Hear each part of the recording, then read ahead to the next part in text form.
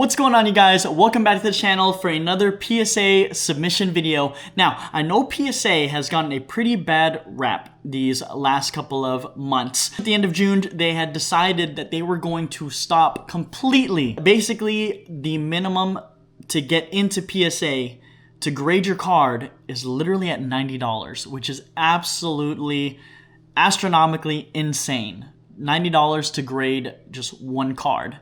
But thankfully, we sent in a couple of submissions here. This first one actually being at the beginning of March. One of my goals for this year was to send a submission of at least 20 cards a month, so that if I started in January, in April and May, I would get my first submission, and then every month after that, I would send, and then I would receive a submission. Now, at the beginning of June, that kind of all came to a standstill, which was very, very hard on me, kind of having to pivot here. And so in March, I sent off a submission of about 23 cards that we are going to go over. But before that, I actually sent in an express submission of 2 cards. And so let's take a look at that really quickly here. The first one is going to be this Charizard GX, and unfortunately it came back as a PSA 9. As you can see, the centering is pretty off. The top is pretty heavy compared to the bottom, as well as the left to the right. It's interesting because I had seen a PSA 10 copy of this same card, and it pretty much had very, very similar centering. Very, very off on the top, bottom, and then left and right, and it got a 10. And so I decided to maybe take a risk on this. I sent it express. Probably wasn't my smartest decision, but unfortunately came back as a 9. And the second card we sent in was actually this Mewtwo from Ascended Heroes, and thankfully it came back as a PSA 10. Initially, I had sent this card as express, and it came back a 9, and I honestly couldn't believe it. So if you've never sent in a card in the express tier, you will get notes as to why it got the grade that it got. And the note that I had received was the top to bottom centering was off. And so looking at it, it does not look too bad to me. Like, yes, it may be a little bit top heavy, but I was like, there's no way that this card is not gonna 10. And so I cracked it out. Here's the proof that it was a 9, and I resent it, and it came back as a 10. And so that was a huge, huge, huge win for me. Okay, so going back to the value bulk order of 23 cards, we had sent this off on March the 5th of 2026. Okay, so a few months ago, and I'll show you my phone here so you can kind of see the date. So it arrived there on the facility on March 10th. And as you can see, the order prep started on April 22nd. So about 6 weeks later, they started prepping it. So it went into research and ID, and then went into grading. I think the time difference between research and ID and grading was about 1 to 2 weeks. I didn't get screenshots or timestamps of that, unfortunately, so I don't know exactly when it was. But I do know it went down to assembly on June 11th. QA checks on June 26th, so 2 weeks later, and the grades were ready really quickly on July 1st. And the estimated time for this to be done was supposed to be July 27th. So I think when all of these value tiers shut down, and a lot of the tiers up until the $90 range had been shut down, I feel like, and I could be totally wrong because I don't know how this works, but I feel like PSA probably pushed a bunch of employees towards value bulk to get rid of that massive like 14 million card backlog. But they've been making some really good strides on that. And so a lot of these orders that were supposed to be completed, like this one on July 27th, came back to me 3 weeks early. Which is awesome for me. So if you've never watched before, what we're gonna do is we're gonna take a look at the card. We're gonna look at my pre-grade, my notes on it. If I was between a 9 and a 10, why I thought it might have 9, or why I thought that it was an absolute 10. I know what these grades are. I'm not gonna act surprised when we go through it. So without further ado, let's go. And so this first card is the Ivysaur from Mega Evolution. Thankfully, this got a PSA 10. My notes here say that I thought that there were like scratches on the back, on like the top of the card, which is probably very, very hard to see I'm gonna see if I can adjust the light here, but at the very, very top border on this navy border, it looks like there's like scratches, and even like in this bottom border as well. Again, kind of hard to see. I was kind of on the fence because other than that, this card looks great. It's centered beautifully. Maybe a little bit top heavy on the front compared to the bottom. But for the most part, this thing looked great. No white dots. And so I decided to take a chance. At first, I thought they were roller marks, which they could be, or they could be scratches, but thankfully we got the PSA 10. The next card is the Mega Guard of War from Mega, of course, Mega Evolution base set. I got this at Collecticon San Antonio back in December, and I was trying to sell it at my table, and it just kept going down in value, unfortunately. So I'm like, well, the only thing that I could possibly do that could get it more value is to send it off to grade, and unfortunately, it got the 9, which I had a feeling it was going to. It was pretty off-centered here on the left side, here on the right side. And a little bit slanted, maybe you can see as well. And so I didn't have high hopes that this was gonna 10. Hoped that it was going to, but unfortunately it did not. And you can see a lot of surface issues as well, especially like right here under Gardevoir's armpit. I don't know if maybe that's what got it a 9, but I've seen surface issues like this on a lot of the gold cards and still get a 10. So I have a feeling it's probably the centering that caused this 9. Next card is the Starmie V from Astral Radiance, and thankfully we got this in a PSA 10. I bought this in a binder from, I think it was at Collecticon San Antonio actually. And again, another card I was trying to sell. I was kind of iffy on it because it's a little slanted here, a little thin on this top right corner, and so I thought that it was going to possibly 9. But I was like, you know what, I'm going to take the risk on this, and thankfully came back as a PSA 10. Beautiful card. Next card is the Entei V from Crown Zenith. I will be honest, I have terrible luck with these dogs. Cats? Dogs? I think they're dogs. The Crown Zenith trio here, Entei, Suicune, Raikou. I can never get 10s on these. Maybe I just send really bad copies, but this one I saw, it looks like it has a white dot on the back left corner here on the top. Hopefully you can see that. And it is a little bit off-centered, as you can see, and so I think those two issues is what caused the 9. I think it was the top, yeah, the centering, top to bottom for sure. So yeah, unfortunately that got the 9. Next one is the Lucario and Melmetal tag team. This one, I always get a 9 in. No matter what copy I send, I think I've sent maybe like 3 of them, and they have all 9'd. This one, same deal. It's off-centered on the front right. I think it's much skinnier here. It's kind of hard to see when it's in the slab, but I had a feeling that it was probably going to 9. Hoped for a 10, but unfortunately did not get it. So, and oh, I think there was also some scratching possibly here on this right border. Again, maybe hard to see, but might be some scratching there.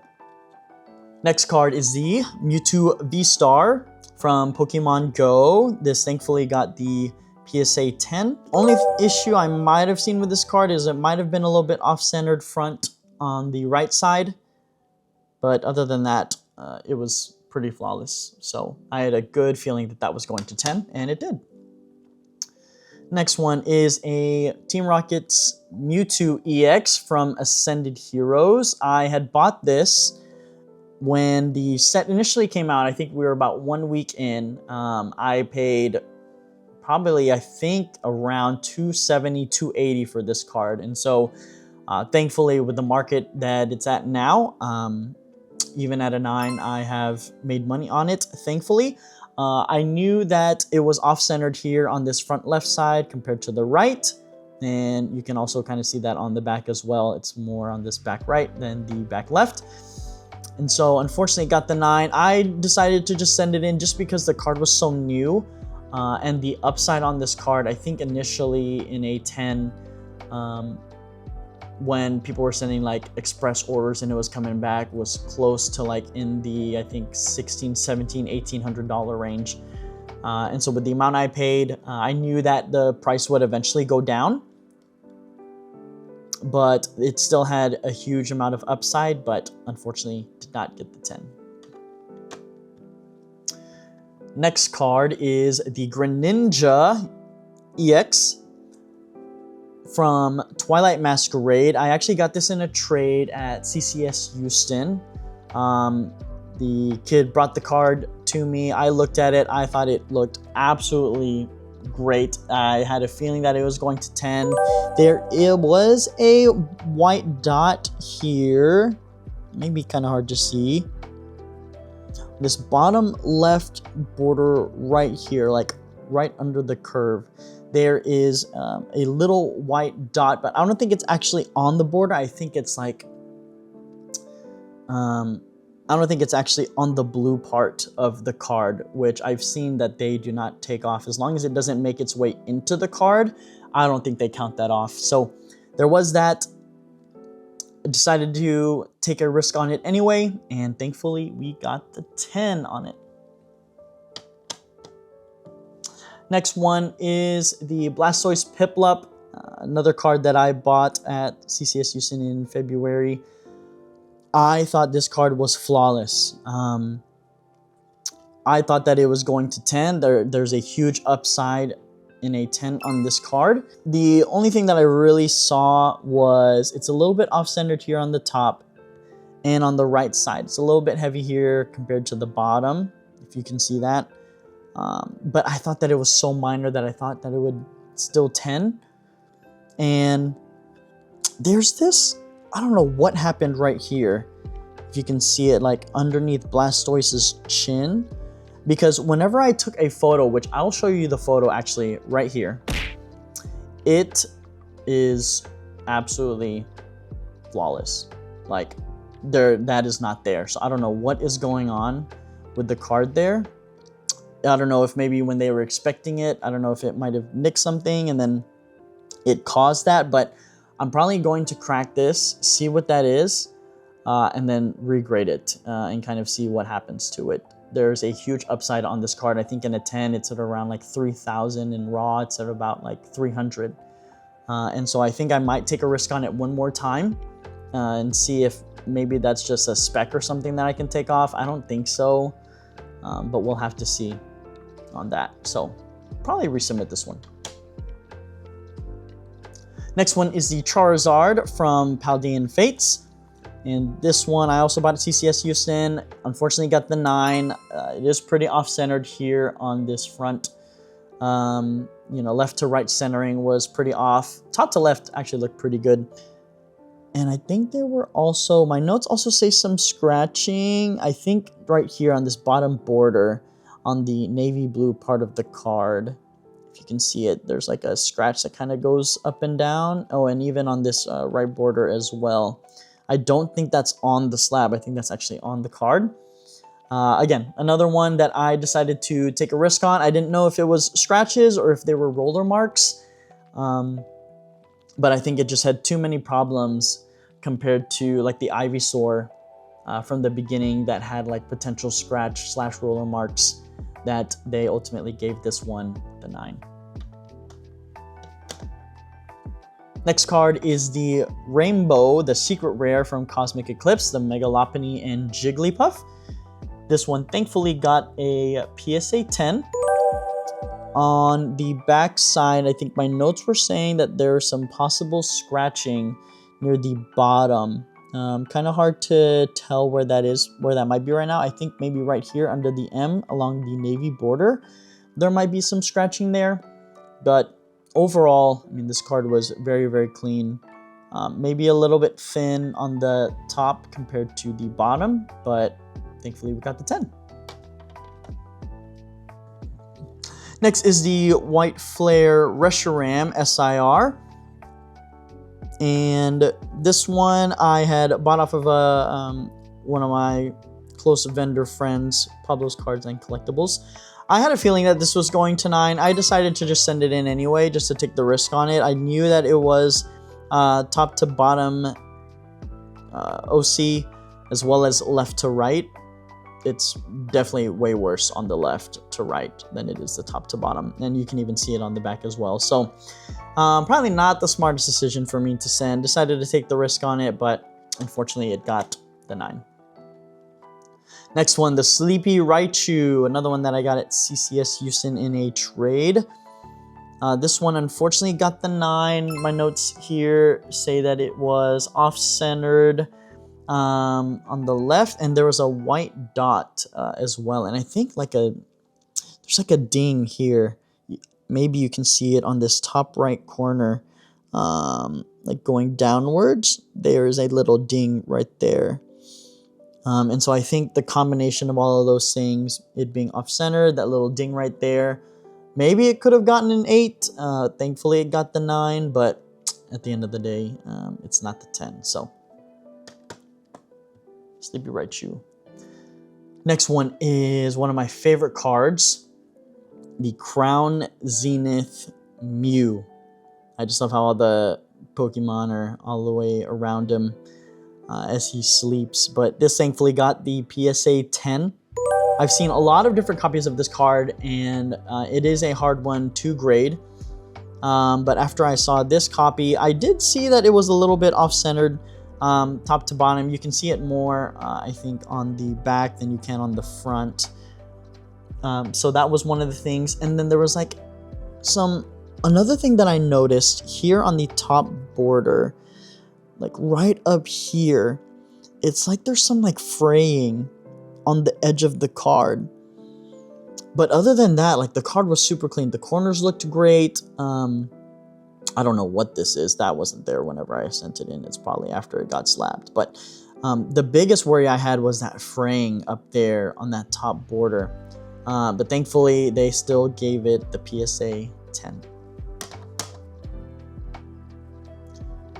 Next one is the Gold Pikachu from Surging Sparks. I have sent 2 of these in, and I have gotten 9s on both of them. I knew that the centering was off left to right, and that it was slanted. You can kind of see it goes from left to right here.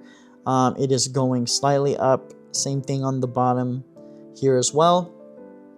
And even on the back, I mean, it's way easier to see on the back without all the gold sparkling at you. That it is slanted. So even though the card was super clean, that unfortunately gave it the 9. I don't know.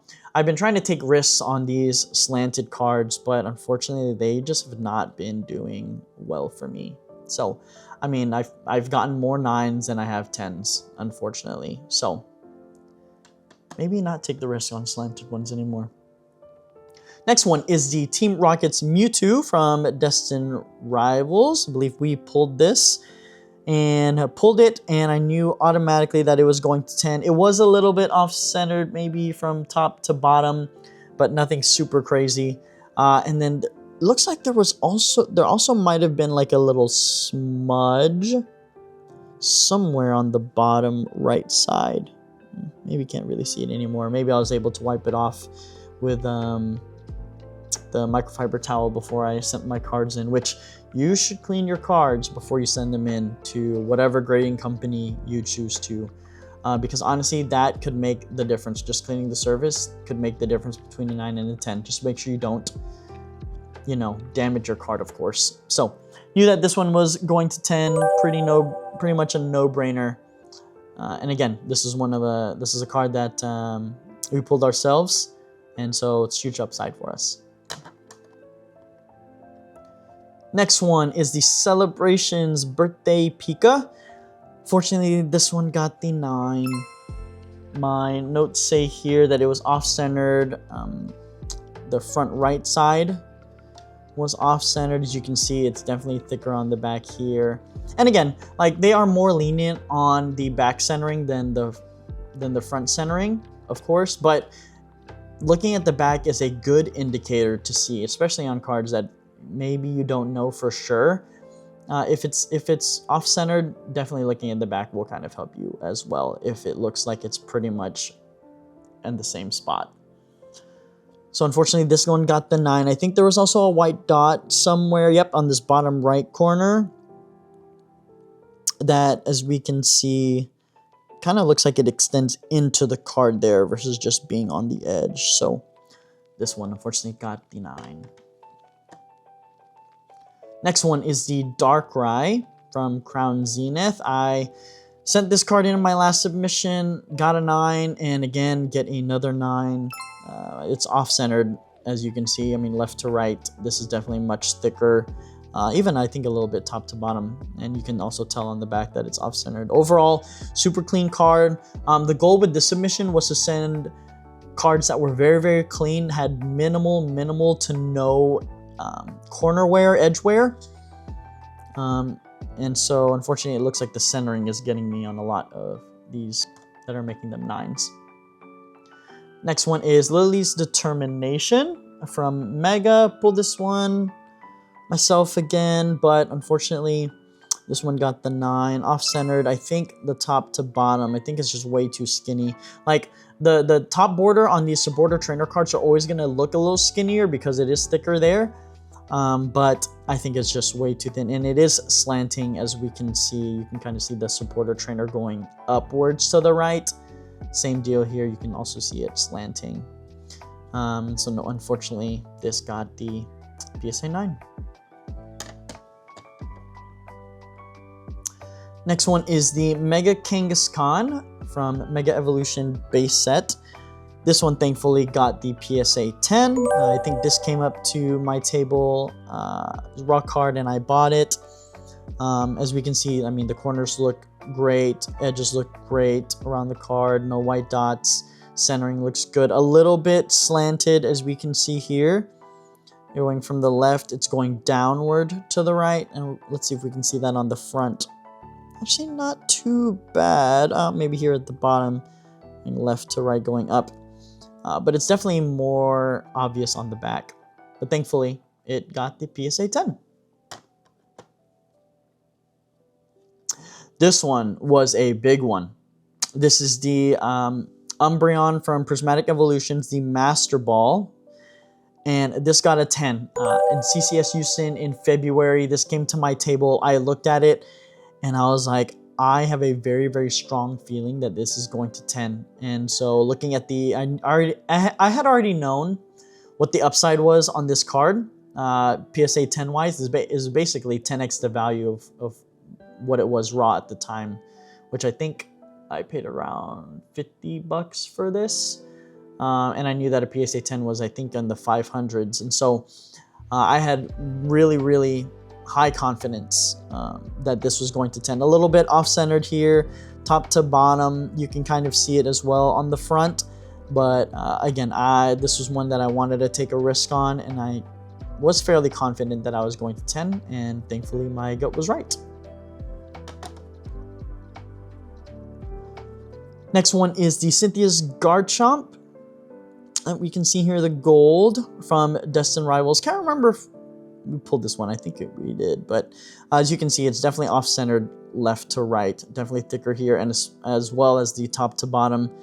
There's definitely not a lot of space there for the Pokemon Nintendo there.